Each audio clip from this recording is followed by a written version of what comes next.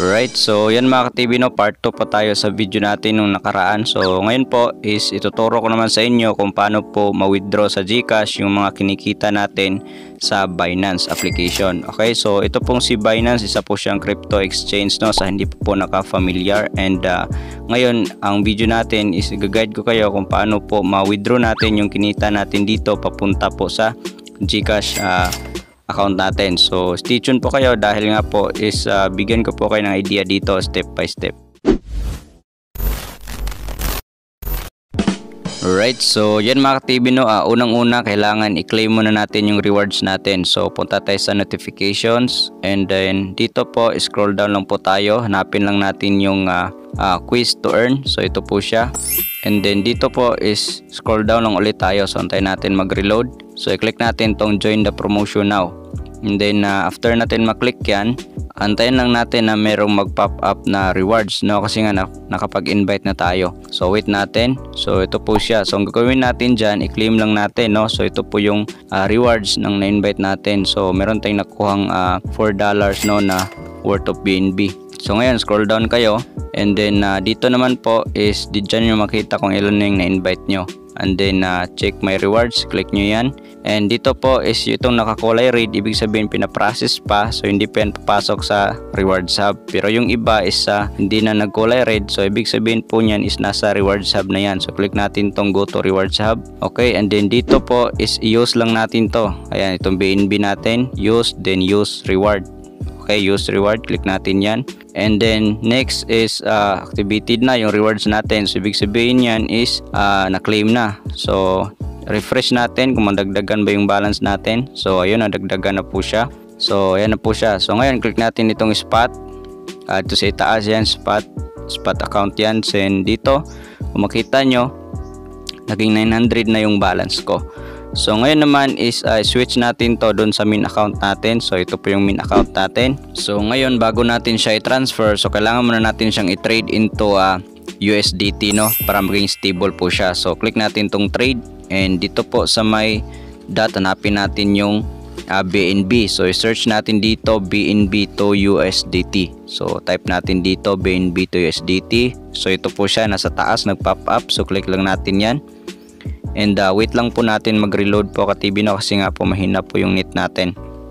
And dito i-click natin tong sell kasi nga ibibenta natin from BNB to USDT. And i-click natin tong 100%. And after that is i-click lang natin itong sell BNB. Ayan, so success na po siya. So balik tayo dito sa wallet. Ayan, then refresh natin. So kung makita po ninyo, naging USDT na po siya. So next step na gagawin natin is ililipat natin to papuntang funding account, no. So click natin tong transfer and then itong BNB palitan natin ng USDT. So ayan. And dito ito type na lang natin. So ititira na lang natin yung mga butal niya. So 97.96 and then confirm transfer, no. Ayan, so transfer successful na. So click natin yung okay. And dito po is nawala na dito sa spot account natin.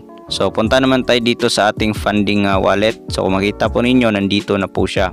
So next step is click natin itong P2P. Ayan, so dito na tayo magsisell ng ating USDT papuntang GCash, no. So yung USDT yan, no. So dito from buy, so i-click natin yung sell kasi nga ibibenta natin siya papuntang GCash. And i-click natin itong filter para ma-filter natin kung magkano yung kailangan natin na amount na i-withdraw. So sa akin max ko na 5,000. And then dito sa baba sa payment method is GCash. I-click natin yung GCash and then confirm. So lahat ng GCash is lalabas dyan. Okay, lahat ng mga buyer na GCash yung ibayad nila is nandyan na, nag-pop up na. So ito po yung benta nila sa per USDT, nasa 56.89. So ang gagawin natin, i-click lang natin itong sell. For example, ito yung napili nyo na trader, no. So yung maraming trades yung pipiliin po ninyo, okay. And dito po is-select lang natin itong all. And then dito sa payment method ay hanapin lang natin yung GCash, no. So ito po yung ma-receive natin na pira. So ito po payment method, na-add ko na po yung sa akin. So kung hindi nyo pa na-add yung account nyo, so i-add nyo lang, may plus sign naman dyan. So then click sell USDT and after that punta kayo dito sa chat. Ayan, so i-chat natin yung buyer ng ating USDT, no, kung online ba siya. So binigay niya po yung number natin, so yes lang, i-confirm natin yan. So kailangan niyo po siyang i-message, no, para po malaman niya na active po kayo dito or hindi po kayo nag-out, no. So ayan, yes, confirm, and then check natin sa GCash natin. So kung makita niyo po dito is pumasok na, no, sinisend niya po. So ito, kung makita nyo 5532.14. So complete po yung sinisend niya. So next na gagawin natin, balik tayo sa Binance, and then ang gagawin natin is i-paid na natin to, no. So i-click natin yung payment receive. So i-click natin yung X sa itaas, ayan. So makita nyo hindi nagkulay dilaw yung payment receive. So ang gawin natin, i-back lang natin yan. So i-back natin para mapindot natin yan back, then i-click natin ulit itong parang papel dito, and then please release, click natin yan, and then payment receive, click natin yung payment receive, and then dito po I have received the payment, and yan. So yan lang, then confirm release. So make sure po na na-receive nyo na po yung GCash nyo bago nyo po i-release. Okay, take note ha, baka maano kayo, madali kayo dito. Okay, wag kayong magmadali. So kailangan i-check nyo ng mabuti. Okay, so yung ginagamit ko na verification dito is fingerprint na lang para madali na lang po siya. So ayan, successful na. So nabenta na natin. So X lang natin yan. So ito mga ka-TV, no, pwede na nating i-screenshot yan as a proof na na-receive na natin yung pera at saka na-release na natin. So next step na gagawin natin, i-chat naman natin si buyer. Punta kayo dito sa chat, and then i-message nyo po siya ng thank you or kahit ano.